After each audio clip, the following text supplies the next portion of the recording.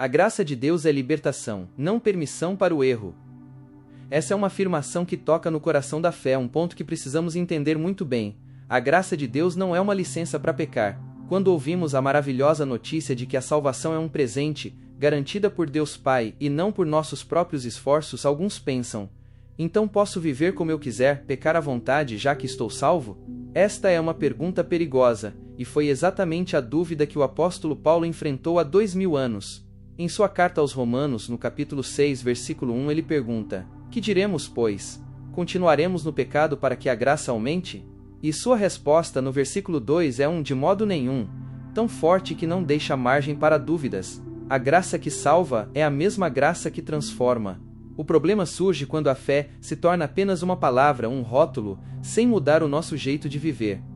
Vemos pessoas que se dizem seguidoras de Cristo, que afirmam ter seus pecados pagos, mas que continuam vivendo de forma constante e sem arrependimento em práticas que a Bíblia claramente condena. Elas usam a ideia do perdão total como um salvo-conduto para a imoralidade, pensando que a graça as protege das consequências, mesmo que o coração permaneça endurecido e a vida não mude. Isso é chamado na teologia de antinomianismo, que significa ser contra a lei, ou viver como se a lei moral de Deus não se aplicasse mais. É uma triste confusão entre a liberdade que Cristo nos dá e a libertinagem, que é a escravidão disfarçada. A verdadeira fé, aquela que salva, não é apenas um concordar com fatos sobre Jesus. É uma entrega completa que resulta em uma nova vida. Jesus disse em Mateus capítulo 7, versículo 20, pelos seus frutos os conhecereis. Uma árvore boa não pode dar frutos ruins, e uma árvore ruim não pode dar frutos bons. Se a nossa vida não mostra o fruto do Espírito, que é amor, alegria, paz, paciência, amabilidade, bondade, fidelidade, mansidão e domínio próprio, conforme está em Gálatas capítulo 5, versículo 22 até 23, precisamos examinar se a nossa fé é realmente genuína. A carta de Judas, no versículo 4, adverte sobre aqueles que transformam em libertinagem a graça de nosso Deus, negando o único soberano e Senhor Jesus Cristo. A graça de Deus tem o poder de nos tirar do lamaçal do pecado, não de nos manter nele confortavelmente. É por isso que a experiência descrita por Paulo em Romanos capítulo 7 é tão importante. Ele descreve a luta interna que todo cristão verdadeiro conhece. Ele deseja fazer o que é bom, mas o poder do pecado que ainda reside em sua natureza caída o puxa para o mal. Ele diz no versículo 15, pois o que faço não é o que eu desejo, mas o que odeio, isso pratico. Essa é a angústia de um homem que foi transformado, que agora ama a lei de Deus, mas que ainda sente a resistência da sua velha natureza. A pessoa que peca e não sente dor, que peca e não se arrepende, que peca e diz que está tudo bem porque a graça cobre, essa pessoa talvez nunca tenha experimentado a profundidade dessa luta, que é a prova de que a nova natureza foi gerada. O não cristão não luta contra o pecado, ele o abraça. O cristão, por mais que tropece, odeia o pecado em seu coração. O grito de Paulo em Romanos capítulo 7, versículo 24 é: miserável homem que eu sou, quem me livrará do corpo desta morte? E a resposta está no versículo 25, graças a Deus por Jesus Cristo nosso Senhor. A libertação não vem do nosso esforço, mas do poder que a graça nos dá através do Espírito Santo. É aqui que entramos em Romanos capítulo 8, onde se encontra o grande hino da nossa liberdade. O versículo 2 diz: porque a lei do Espírito da vida em Cristo Jesus te livrou da lei do pecado e da morte. A graça nos tira do cativeiro, nos dá a capacidade de escolher o bem, algo que antes éramos incapazes de fazer, pois o pecado era o nosso tirano. A graça nos capacita a andar em novidade de vida. É fundamental entender que a graça nos traz o que chamamos de santificação, que é o processo de nos tornarmos mais parecidos com Cristo.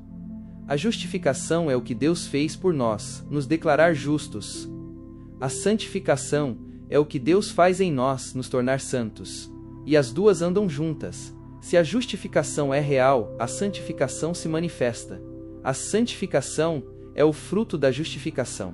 Não fazemos o bem para sermos salvos, mas fazemos o bem porque fomos salvos. A nossa obediência e o nosso esforço para viver uma vida santa são a nossa resposta de amor e gratidão ao sacrifício de Jesus. Quando Paulo escreve à igreja de Corinto, ele lida com a mesma confusão sobre a liberdade. Alguns cristãos de lá pensavam que, por serem livres em Cristo, podiam fazer qualquer coisa. Em 1 Coríntios capítulo 6, versículo 12 ele diz: "Tudo me é permitido, mas nem tudo me convém. Tudo me é permitido, mas eu não me deixarei dominar por nada." E ele repete isso em 1 Coríntios capítulo 10, versículo 23. A liberdade cristã não é viver sem limites, é viver com responsabilidade. Temos a liberdade legal de fazer muitas coisas, mas a responsabilidade moral de perguntar: isso me edifica? Isso edifica o meu irmão? Isso agrada a Deus? O propósito da liberdade não é a satisfação própria, mas a glorificação de Deus e o serviço ao próximo. Se a minha liberdade me escraviza novamente a um vício ou a um prazer pecaminoso, eu perdi o sentido da graça. Finalmente, olhamos para a questão da convicção, que é a base para entendermos o que é pecado. Em Romanos capítulo 14, versículo 23 está escrito: "Mas aquele que tem dúvidas é condenado se comer, porque não come com fé, e tudo que não provém de fé é pecado." Embora o contexto imediato seja sobre a liberdade de comer certos alimentos, o princípio que fica é enorme. Agir com fé significa agir com a certeza e a convicção, baseadas na palavra de Deus, de que o que estamos fazendo é certo e agrada ao Senhor. Se você faz algo sabendo que é errado, ou mesmo tendo uma dúvida profunda se aquilo é bom ou não, você está agindo contra a sua consciência e contra a sua fé, e isso é pecado. O cristão não pode se refugiar na ignorância deliberada. Ele é chamado a examinar-se à luz da Bíblia, e a viver com uma consciência limpa, buscando a aprovação de Deus em cada escolha. A graça nos dá a liberdade de escolher, e o Espírito Santo nos ajuda a escolher o caminho certo, o caminho da santidade, porque a graça é, em seu âmago, libertação do poder do pecado, e não uma autorização para permanecer nele. O Espírito Santo, que é o nosso Consolador e ajudador, está sempre nos levando para mais perto de Cristo, nos convencendo do pecado, da justiça e do juízo. Ele nos ensina as Escrituras e nos dá o poder de dizer não às tentações. É Ele quem produz em nós o desejo de buscar a Deus, de orar e de amar o que é bom. Ele é a garantia de que a obra que Deus começou em nós será completada, conforme está em Filipenses capítulo 1, versículo 6. A nossa vida deve ser uma prova viva de que a graça de Deus é real e poderosa. O verdadeiro seguidor de Cristo não tem o desejo de pecar à vontade, mas sim de viver uma vida que honre aquele que o salvou. Se gostou do assunto, deixe o seu like e se inscreva para mais vídeos.